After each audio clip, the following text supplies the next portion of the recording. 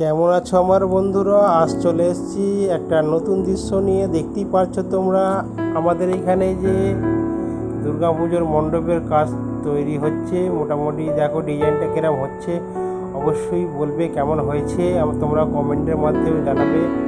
এখানে যে আমাদের দুর্গাপুজোর মণ্ডপটা তৈরি হচ্ছে, রাতে কাজ হচ্ছে এখনও।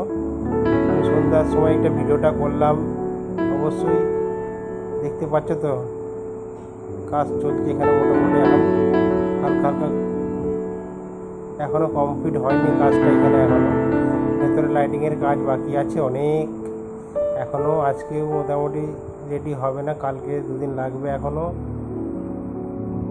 কমপ্লিট হতে। হয়ে গেলে অবশ্যই পুরো যখন কমপ্লিট হয়ে গেল।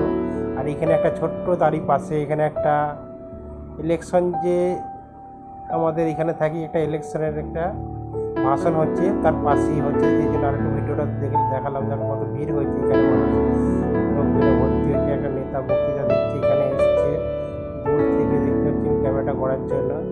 দেখো